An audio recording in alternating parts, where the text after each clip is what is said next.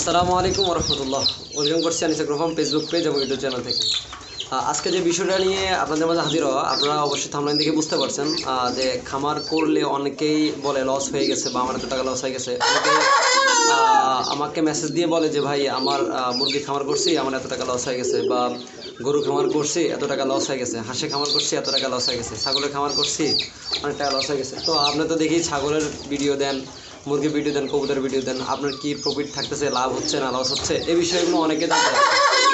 তো আজকের ভিডিওর সঙ্গে থাকুন, ইনশাল্লাহ বিস্তারিত আলোচনা করব। ভিডিওর সঙ্গে থাকুন, জানতে পারবেন ইনশাল্লাহ। নামাজ বাদ দিও না বন্ধু, দুনিয়ার জীবন থেকে আখিরাত উত্তম। তো মূল যে বিষয়টা সেটা হলো যে আমি এখন বর্তমানে আমার একটা খামারের মধ্যে বসে আছি। আমার খামারে পাশে কবুতর আছে, পাশে মুরগি আছে, ডিস্টেন্স দূরত্ব বজায় রেখে আর কি। যাই হোক, তো যেটা কথা আর কি, যে সেটা হলো যে অনেকে জানতে যাচ্ছেন যে ভাই খামার করলে লস হচ্ছে কেন, বা খামার লস হয়ে যাওয়ার পর আমি আর দাঁড়াতে পারতেছি না কেন। মূল কারণ যেটা সেটা হলো যে ভাই আপনি খামার করতে গিয়ে আপনার যে মূলধন বা প্রফিট, আপনার যে মূলধনটা এটা আপনি সম্পূর্ণ ব্যয় করে দিচ্ছেন। এই কারণে পরে খামার লস হয়ে যাওয়ার পরেও আবার আপনি খামার উঠাতে পারেন না। যারা ব্রয়লার মুরগি চাষ পালন করে তাদের একটা জিনিস আপনার খেয়াল করবেন, ভাই প্রথমত কাজ হলো আপনার খামার করার আগে অবশ্যই অনেকগুলো খামার ভিজিট করতে হবে আপনাকে। কেন ভিজিট করতে হবে আপনাকে, কেন এই কথা বলছি? খামার ভিজিট করলে আপনার উপকারিতা কী হবে সেটা হলো যে আপনি যখন খামার করবেন তখন আশপাশের অভিজ্ঞ খামারিদের সাথে যখন কথোপকথন করবেন তখন তাদের কোথায় সমস্যা হচ্ছে, বা তারা কোথাখান থেকে বাচ্চা তুলতেছে, বা কোথা থেকে খাবার সংগ্রহ করতেছে, তারপর কী কী ওষুধ ব্যবহার করতেছে, কোন রোগে কী ওষুধ ব্যবহার করতেছে, সম্পূর্ণ আপনি জানতে পারলেন। দ্বিতীয়ত কথা হলো যে আপনি খামার ব্যবস্থাপনার প্রতি নজরদারিতা করতে হবে। তৃতীয়ত যেটা সেটা হলো যে ভাই আপনি যখন খামারে ইনভেস্ট করবেন আপনি চাবেন অবশ্যই এখান থেকে ভালো কিছু আর্ন করার জন্য।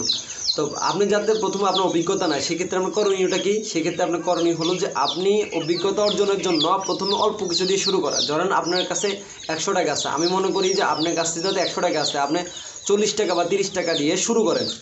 যে ভাই 30 টাকা দিয়ে কী হয়, মানে উদাহরণস্বরূপ বলতেছিলাম, আপনার কাছে 100 টাকা থাকলে আপনি 30 টাকা বা 40 টাকা দিয়ে শুরু করেন।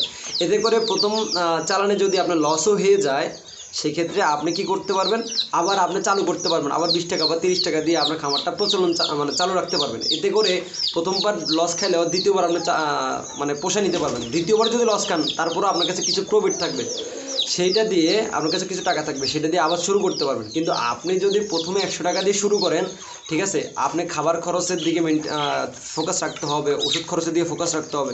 সম্পূর্ণ যদি আপনি এখানে ইনভেস্ট করে দেন, পরবর্তীতে আপনার কী করতে হবে, মানুষের কাছে কি ধার দেনা করে জিনিসটা পোষাতে হবে। এখন মেনলি সমস্যার কারণ হচ্ছে আমাদের অনেকের কাছে সম্পূর্ণ টাকা কী করে আমরা ইনভেস্ট করে দিই, বা খামার তৈরি করতে, খামার করতে সম্পূর্ণটা কী করি, ব্যয় করে দিই। ব্যয় করে দেওয়ার পরে পরবর্তীতে আমরা কী করি, মানুষের কাছে ধার নিই বা লোন নিই।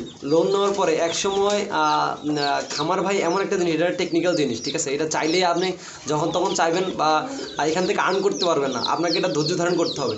আপনি যখন চাকরি করবেন প্রতি মাস গেলে 30 তারিখ 31 তারিখ গেলে আপনি 2 তারিখ বা 4 তারিখ একটা নির্দিষ্ট টাইম দেওয়া থাকে, এই টাইমের মধ্যে আপনার বেতন পেয়ে যান। কিন্তু খামার জিনিসটা অন্যরকম ভাই। আপনি আজকে কাঁচামাল তো আপনারা বুঝেন, কাঁচামাল জিনিসটা হলো এরকম, আজকে বাড়ছে কালকে ফুট করে কমে গেছে। আমি উদাহরণস্বরূপ বলতে চাই, আমাদের এখানে বৃষ্টি হয়েছে, ঠিক আছে, বৃষ্টি হওয়ার পরে আমাদের এখানে আন্তা বলা হয়, আন্তা বা মাছ ধরার এগুলা বলা হয়, জালি বলা হয়। ওই জালিগুলো আমি যেদিন বৃষ্টি হয়েছে ওই দিন আনতে গেছিলাম, 250 টাকা নিছে আমার কাছ থেকে, সরি 260 টাকা নিছে। এর আগের দিন একজন নিছে 200 টাকা দিয়ে। পর আমি ওনাকে বললাম কালকে তো একজন নিছিল 200 টাকা দিয়ে, আজকে কেন এত টাকা? বলছে আপনি কালকে আসবেন তারপরে এই দামে পান কিনে তো বলিয়েন। ঠিক সত্যি কথা হয়েছে ওনার কথা। পরের দিন একজন কিনতে গেছে, ওনাকে 400 টাকা দিয়ে কিনতে হয়েছে। আমি আগের দিন 260 টাকা করে আনছি, পরের দিন ওনাকে কিনতে হয়েছে 260 টাকা দিয়ে। ঠিক তদুরূপ জিনিসটা খেয়াল করেন, ওনারা যারা বিজনেস করে তারা এই বৃষ্টি অপেক্ষা করে, বৃষ্টি সিজনে ওনার দাম বেড়ে গেছে, কিন্তু বৃষ্টির আগে যেটা 150 টাকা ওটা দিয়ে 100 টাকা কেউ নিত না, কিন্তু বৃষ্টি হওয়ার কারণে এটার দামটা বেড়ে গেছে। তো মেইনলি বিষয়টা হলো এরকম, আপনার ফোকাস রাখতে হবে এটাই, যে আপনার কাছে যেটা মূলধন থাকবে সেটা আপনি কি করতে হবে, সম্পূর্ণ কি ব্যয় করা যাবে না, কিন্তু আপনাকে কিছু হাতে রেখে যাতে পরবর্তীতে আপনি লস খেলেও আপনি কী করে খামারটা চালু করতে পারেন। পরে যখন অভিজ্ঞতা হয়ে যাবে তখন আপনার 10টা গরু পালন করার ইয়ে থাকে, তখন আপনাকে 2টা গরু পালন করতে হবে, কারণ এখান থেকে আপনার অভিজ্ঞতা নিতে হবে। অভিজ্ঞতা নিয়ে যখন দেখবেন আপনি এখান থেকে লাভ আসতেছে বা দুধালো গাভী পারলে যদি এখান থেকে দুধ ভালো হচ্ছে, তখন আপনি এখান থেকে বাচ্চা উৎপাদন করে রাখতে পারেন। এতে করে আপনার বাইরের থেকে আর কিনা লাগতেছে না। মুরগি যদি পালন করেন, ডিমের যদি মুরগি পালন করেন, তাহলে আপনি এখান থেকে প্রথমে 50 বা 100 মুরগি করেন, এখান থেকে অভিজ্ঞতা অর্জন করেন, ওষুধের অভিজ্ঞতা অর্জন করেন, খামার পরিচালনার অভিজ্ঞতা অর্জন করেন। তারপর ইনশাল্লাহ ধীরে ধীরে কী করলেন, আস্তে আস্তে এখান থেকে আপনি বাড়াইতে পারবেন। কিন্তু আপনি যদি প্রথমেই 2000 মুরগি কিনবেন, দেখবেন আপনার ভাইরাস লেগে এটার থেকে বাচ্চার উপায় খুঁজতে খুঁজতে দেখবেন আপনার পুরো খামার একদম নিঃশেষ হয়ে যাবে। হাঁসেরও একই অবস্থা, হাঁস মুরগি গরু ছাগল সবগুলোর একই অবস্থা। কারণ কি, আপনাকে এখানে অভিজ্ঞতা অর্জন না করলে আপনি এখানে টিকে থাকা খুব মুশকিল। এটা যেরকম মেন সেরকম মেন হলো আপনার এখানে যতটুকু মূলধন আছে ততটুকুর বেশি ব্যয় করা যাবে না, এবং মানুষদের ধার করে যে ব্যয় করবেন এই ভুলটা কখনো করিয়েন না। এতে করে আপনি 100% ধরা খাবেন।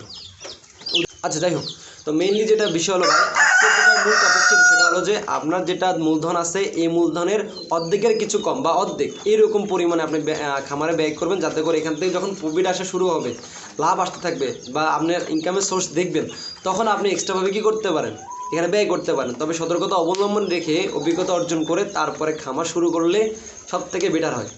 তো আজ এ পর্যন্তই। আমার যদি কথা যদি ভুল হয়ে থাকে ক্ষমা দৃষ্টিতে দেখবেন, আর কমেন্টে অবশ্যই আপনার মতামত জানাবেন যে আমি কী ভুল বলেছি বা আসলে এটা সত্যি কিনা, বা এরকম যারা খামার অভিজ্ঞতা সফল খামারি আছেন তারা অবশ্যই জানাবেন।